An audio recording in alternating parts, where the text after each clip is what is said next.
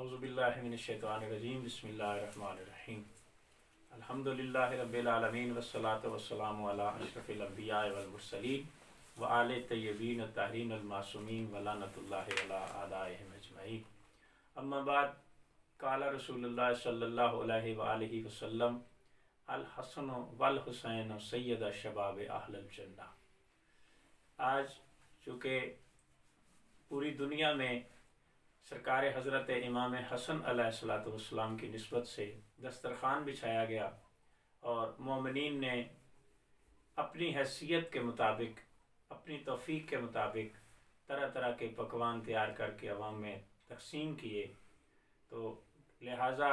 یہ اس لیے کہ ائمہ علیہ السلام سے منسوب ہے کہ کوئی بھی شخص اگر غربت اور تنگ دستی کے عالم میں ہے تو اسے چاہیے کہ وہ امام حسن علیہ السلام کا دسترخوان بچھا کر اس پہ لوگوں کو کھانا کھلائے اور امام حسن علیہ السلام کے وسیلے سے، واسطے سے اپنے لیے رزق طلب کرے تو پروردگار اس کو رزق کثیر عطا فرماتا ہے۔ امام حسن علیہ السلام کے بارے میں پاک پیغمبر نے فرمایا الحسن والحسین سیدہ شباب اہل الجنہ، یہ دونوں شہزادے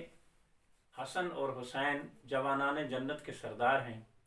وَأَبُوهُمَا خَيْرٌ مِّنْهُمَا، اور ان کا بابا یعنی علی ابن ابی طالب ان دونوں کا بھی سردار ہے۔ امام حسن علیہ السلام کی سخاوت، آپ کا دسترخوان پوری دنیا میں مشہور تھا۔ آپ کے دسترخوان پہ ہر وقت طرح طرح کے کھانے اور طرح طرح کی نعمات غرباء کے لیے، مساکین کے لیے، دوستوں کے لیے اور دشمنوں کے لیے ہر وقت موجود رہتی تھیں، اور بلا تفریق کے دوست اور دشمن ہر کوئی اس دسترخوان پہ آ کے کھانا کھاتا تھا۔ امام حسن علیہ السلام کے حلم کے بارے میں شیعہ سنی کی کتابوں میں یہ واقعہ بھرا ہوا ہے، ازر من الشمس ہے، کہ ایک دن آپ اپنے گھوڑے پہ سوار ہو کے جا رہے تھے اور ساتھ آپ کے غلام اور آپ کے مریدین تھے، آپ کے متقدین تھے، یا اتنے میں ایک شخص سامنے آیا جو شاید شام سے کسی کا فرستادہ تھا، سبق پڑھا کے بھیجا گیا تھا۔ اس نے آ کے امام حسن علیہ السلام سے نازیبہ گفتگو کرنی شروع کر دی۔ غلامان آگے بڑھے کہ اس کو خاموش کرائیں، لیکن امام حسن علیہ السلام نے اشارہ کیا کہ اس کو چھوڑ دو۔ جب وہ اپنا پورا دل کا غبار نکال چکا اور خباثت اس نے بیان کر دی، تو اس وقت امام حسن علیہ السلام نے مسکرا کے فرمایا کہ اے شخص، معلوم ہوتا ہے کہ تو مسافر ہے، اگر بھوکا ہے تو میں تجھے کھانا کھلاؤں، اگر تیرے پاس لباس نہیں ہے تو میں تجھے لباس دوں، اگر سواری نہیں ہے تو میں تجھے سواری دوں، یعنی جس بھی ضرورت میں تو ہے میں تیری ضرورت پوری کروں۔ یہ سننا تھا کہ وہ شخص قدموں پہ گر پڑا اور اس نے کہا یبن رسول اللہ، یقیناً آپ سیرت محمد مصطفیٰ کے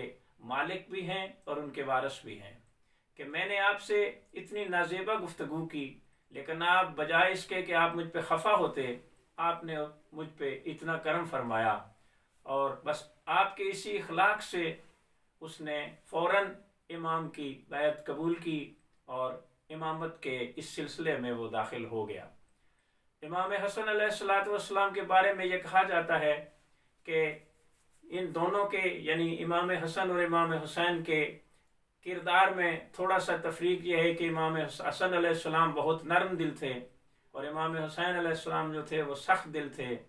اپنی بات پہ اڑ جاتے تھے، اسی لیے امام حسن علیہ السلام نے صلح کر لی اور امام حسین علیہ السلام نے کنبہ ذبح کرا دیا، لیکن صلح کی طرف نہیں آئے۔ تو یہاں اہل اسلام اور مورخین کو ایک بہت بڑا مغالطہ ہوا۔ اصل بات یہ ہے کہ امام حسن علیہ السلام سے حکومت مانگی گئی تھی، اور سرکار کے لیے حکومت کوئی معنی نہیں رکھتی، کیونکہ مولا کائنات امیر المومنین علی ابن ابی طالب نے فرمایا تھا کہ یہ دنیا میرے لیے بکرے کے ناک سے گرنے والے پانی سے بھی کم تر ہے۔ آپ سے حکومت مانگی گئی تھی، آپ نے حکومت دے دی۔ اسلام میں فساد کو بچانے کے لیے، لیکن امام حسین علیہ السلام سے حکومت نہیں مانگی گئی تھی۔ اگر ان سے بھی حکومت مانگی جاتی تو یقیناً حکومت حوالے کر دیتے۔ امام حسین علیہ السلام سے بیعت مانگی گئی تھی، یعنی ایک سے حکومت مانگی گئی اور ایک سے بیعت مانگی گئی۔ حکومت دینے کے لیے یہ تیار تھے، لیکن شاہ است حسین، بادشاہ است حسین، دین است حسین، دین پناہ است حسین، سرداد نہ داد دست در دست یزید، حقا کے بنائے لا الہ است حسین۔ حسین نے یزید کے ہاتھوں میں ہاتھ نہیں دیا۔ اگر حسن سے بھی، مولا امام حسن علیہ السلام سے بھی بیعت مانگی جاتی تو وہ واقعہ جو 61 ہجری میں ہوا وہ امام حسن کے دور میں ہو جاتا، سارا کچھ قربان کر جاتے، لیکن کبھی باطل کی بیعت نہ کرتے۔ امام حسن سے حکومت مانگی گئی تھی، اور حکومت ان کے لیے جو کائنات پہ حاکم ہو، جن کی ایک ٹھوکر سے کائنات کے خزانے امڑتے ہوں، انہیں حکومت کی کیا پرواہ ہے؟ انہوں نے اپنی جوتی کی نوک پہ رکھ کے حکومت گھیر دی۔ لیکن جو صلح نامہ ہے، کاش مسلمانوں وہ صلح نامہ بغور پڑھو تو آپ کو پتہ چلے گا کہ امام حسن علیہ السلام نے صلح نہیں کی، اپنی شرائط منوائی، کیونکہ یہ آپ کا خاندان اپنی ذاتی انا اور ذاتی مفاد کے لیے نہیں تھا، بلکہ دین اسلام کی حیا اور دین اسلام کی بقا کے لیے تھا۔ اس صلح نامے میں آپ نے وہ ساری شرائط منوا لی، اس پہ عمل ہوا یا نہیں ہوا یہ بات کا ٹاپک ہے۔ انہوں نے وہ ساری شرائط منوا لی جو دین کے لیے ضروری تھیں۔ تو آج امام حسن علیہ السلام کا دسترخوان ہر جگہ بچھا۔ میں دعا کرتا ہوں ایک فقیر ہونے کے ناطے، فیضان حسینی استخارہ سینٹر کے وساطت سے، جس کو میں الحمدللہ سینکڑوں کے لوگ شیعہ سنی بلا تفریق اور بلا کسی لالچ اور بغیر کسی جاہ و جلال کے، بغیر کسی طمع کے لوگ یہاں سے فیض یاب ہو رہے ہیں، تو میں دعا کرتا ہوں اپنے تمام مسلمانوں کے لیے، بلکہ تمام عالم اسلام کے لیے، کہ امام حسن علیہ السلام کے اس دسترخوان کے صدقے میں ہر کسی کے رزق میں اضافہ ہو،